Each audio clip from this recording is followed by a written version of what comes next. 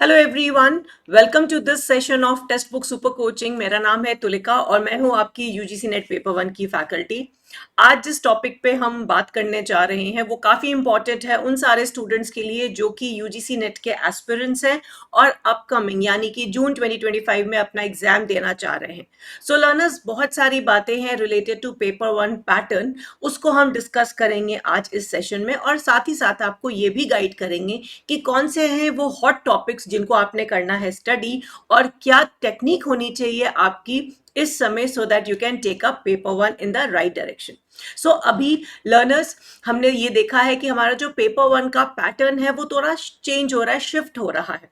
अब इसको कई लोग गलत तरीके से डिकोड भी कर रहे हैं कि टॉपिक जो है वो आउट ऑफ सिलेबस आ जाता है। जब हम एग्जाम के लिए टॉपिक पढ़ के जाते हैं और हम जब एग्जाम देने बैठते हैं तो क्वेश्चंस जो पूछे जाते हैं वो हमें बहुत डिफरेंट लगते हैं जैसा कि हमने अपनी थ्योरी में तैयारी करी थी। नाउ कहाँ गलती हो रही है? ये गलती पैटर्न में है कि सिलेबस में है? तो इससे रिलेटेड सारी बातें करेंगे हम आज के इस सेशन में। सो लर्नर्स, सबसे पहले ये मेरी क्लासेस के टाइमिंग्स हैं जो कि यूट्यूब और टेक्स्ट बुक ऐप पे होती है। साथ ही साथ हमने स्पेशल सेशन स्टार्ट किए हैं with theory of most important topics and PYQs as well. So ये सेशंस बिल्कुल भी मिस ना कीजिएगा। इस सेशन को लाइक और चैनल को सब्सक्राइब जरूर से कर लीजिएगा। सबसे पहले समझते हैं कि ये पूरी प्रक्रिया क्या है और कैसे चल रही है। अगर हम एक सिलेबस उठाते हैं, अभी यूजीसी नेट पेपर वन का सबके पास, आप लोग के पास सिलेबस होगा, तो यूजीसी नेट का अगर आप पेपर वन का सिलेबस देखते हैं और क्वेश्चन पेपर देखते हैं साथ साथ, ठीक है, आपका जो अभी रिसेंटली एग्जाम जो हुआ है उसका अगर आप क्वेश्चन पेपर देखेंगे तो सिलेबस में जो पूछा जा रहा है और क्वेश्चन पेपर में आ रहा है, आपको शायद ही कोई टॉपिक ऐसा लगेगा जो बहुत रिलेटेड मिले।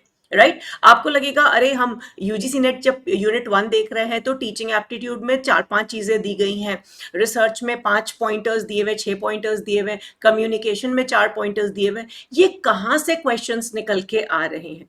सो लर्नर्स, एक्चुअली जो अभी ये चेंज हुआ है, एक्चुअली इसको थोड़ा बेटर करने का या कह दे हम लोग लेवल अप करने की तैयारी है। और यूजीसी नेट पेपर वन का जो अब लेवल हो रहा है वो पहले से कंपैरिजन में काफी हाई होता जा रहा है। राइट तो इसको आपने डील कैसे करना है और किस तरह के जनरली क्वेश्चंस पूछे जा रहे हैं। तो अगर हम देखते थे पहले टीचिंग को लेके, तो टीचिंग के लेवल्स पे क्वेश्चंस बहुत आते थे। टीचिंग से रिलेटेड आपका लर्नर सेंटर्ड और टीचर सेंटर्ड क्वेश्चंस बहुत रहते थे। अब जो शिफ्ट हमें देखने को मिल रहा है वो, अगर मैं टीचिंग एप्टीट्यूड की बात करूं तो इवैल्यूएशन एक आपका हॉट टॉपिक है। कैरेक्टरिस्टिक्स में अडल्ट लर्नर्स और अडोलेसेंट लर्नर्स दोनों कैरेक्टरिस्टिक्स ऑलमोस्ट पूछे जा रहे हैं, वंस इन अ वाइल दोनों में से क्वेश्चंस आ जाते हैं। आईसीटी इन टूल्स एकदम आपका हॉट टॉपिक है। आजकल लर्निंग मैनेजमेंट सिस्टम पे बहुत थ्रस्ट है। लर्निंग पहले जैसे टीचिंग लर्निंग पूछा जाता था, अब कोऑपरेटिव लर्निंग पूछा जा रहा है। तो जो क्वेश्चन पूछने का तरीका है वो क्या है, प्रेजेंट कंटेक्स्ट से है। तो कोई भी टॉपिक, अभी हम एक एक करके सारे यूनिट्स को डिस्कस करेंगे, कोई भी टॉपिक अगर आप करें तो उसका आप आज के समय में कॉन्टेक्स्ट को जरूर ध्यान में रखें whenever you are studying that topic. अब अगर कहा जाए ये सारी चीजें, तो बिल्कुल ये आपके, जैसे अगर हम एलएमएस की बात करें, कोऑपरेटिव लर्निंग की बात करें, तो ये टीचिंग टेक्निक में ही आती है, बस यही है, या टीचिंग मैनेजमेंट से रिलेटेड ये टॉपिक्स है, तो है इसी का पार्ट, मगर थोड़ा उसको एक्सटेंड कर दिया है, थोड़ा एप्लीकेशन बेस्ड टॉपिक्स उठाए जा रहे हैं।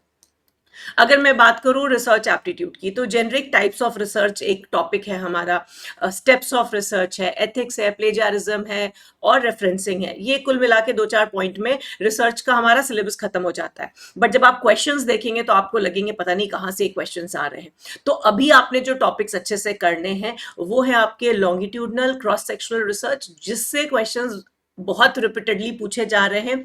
और पहले एक्सपेरिमेंटल रिसर्च से ज्यादा पूछा जाता था, आजकल एक्सपेरिमेंटल रिसर्च और एक्सपोज फैक्टर के कंपैरिजन से पूछे जा रहे हैं। अगर हम बात करें प्लेजारिज्म, अगेन ये बहुत हॉट टॉपिक है, इसको आपने अच्छे से कर लेना है। और रेफरेंसिंग में आज भी एपीए रेफरेंसिंग से सबसे ज्यादा क्वेश्चन आ रहे हैं।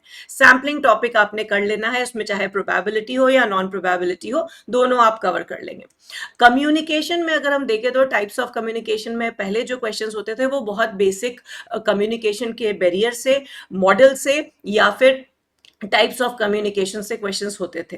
अभी नए नए तरह के कम्युनिकेशन, जैसे कि बुद्धिस्ट कम्युनिकेशन, हाई ब्राउ और लो ब्राउ कल्चर, जिसमें हम वेस्टर्न और ईस्टर्न कंट्रीज के कल्चर की बात करते हैं, और मास मीडिया पे बहुत थ्रस्ट है। इसका एक ये भी कारण है कि अभी सोशल मीडिया बहुत रेलिवेंट टॉपिक है और इसी वजह से इससे रिलेटेड क्वेश्चंस पूछे जा रहे हैं।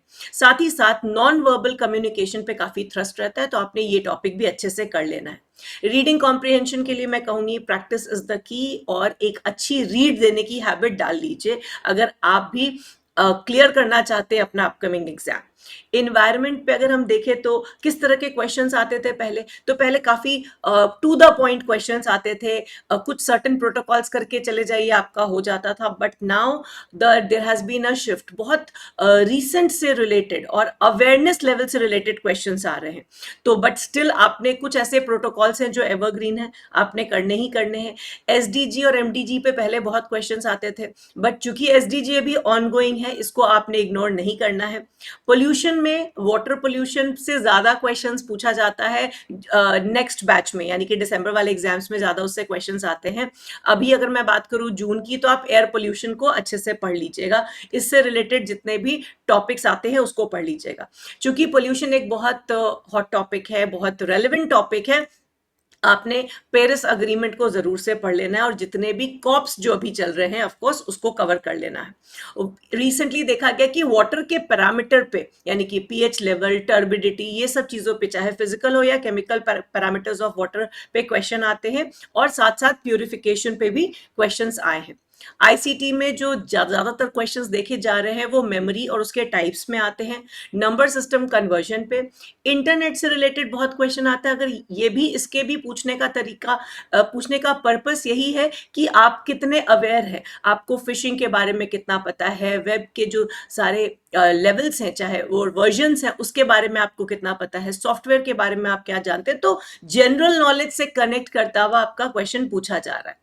एलआर पे अगर हम बात करें तो ये एक एवरग्रीन टॉपिक रहा है, जिसमें फैलेसी पे, लॉजिक पे, ऑपोजिशन पे, स्क्वायर ऑफ ऑपोजिशन पे और इमीडिएट इन्फरेंस पे क्वेश्चन आता है लॉजिकल इक्विवेलेंट से। तो एलआर का भी लेवल थोड़ा अप किया गया है।